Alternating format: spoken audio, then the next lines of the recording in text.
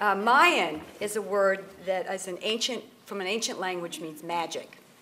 And here's why. When I was 11 years old, my father started sawing me in half in the basement. My father, Larry Jones, was a magician, a real magician. He built a magic theater in our family home, and all 6 of his kids got into the act. He regularly put my mother, Dee Dee Jones, who's sitting right over here, in a trance and floated her over the stage. In 1984, he wanted a theater where he could perform for the public. So he and a partner bought a beautiful old building on the corner of 2nd and Main Street that was built in the 1870s by the L&N Railroad to be their headquarters.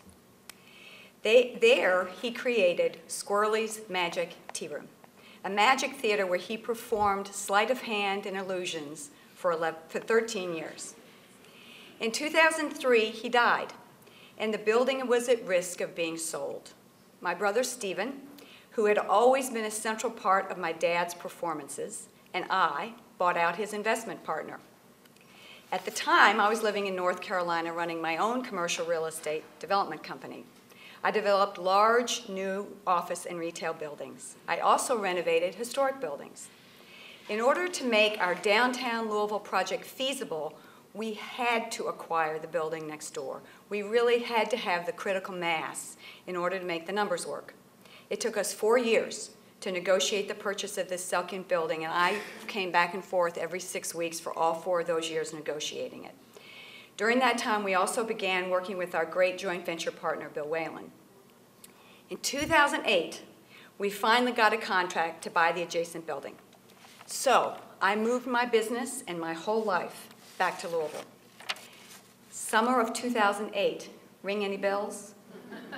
Almost immediately, Lehman Brothers and the financial markets collapsed. All of a sudden, the economy appeared to be in a free fall. The banks basically stopped lending, and we entered the worst recession of our lifetimes. Just at the time, my baby brother and I had gone into debt for a couple $1 million to buy those buildings. At the height of the financial meltdown, we had to find $15 million in new financing to repay our loans and start construction on an almost completely abandoned dark block in downtown Louisville. And then the light at the end of the tunnel appeared, construction on the new arena started, and eventually a local bank, Stockyards, who I love, agreed to be our lender and our investor. Whiskey Row Lofts has been the most stressful and difficult undertaking of my 28-year career. But it is working. There are now 36 apartments, 5 restaurants, and 3 special event spaces, including a fully renovated 100-seat jewel box of a little theater, which we have renamed Barron's Theater after the stage name our father used when we were children.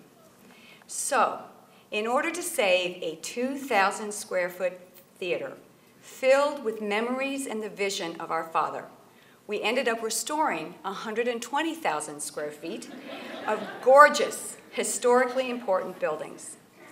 The lesson for me is this: sometimes it is the heart, not the head, that drives your business strategy. But if you have the passion, the vision, the experience in the trenches, and utter tenacity, sometimes magic can happen.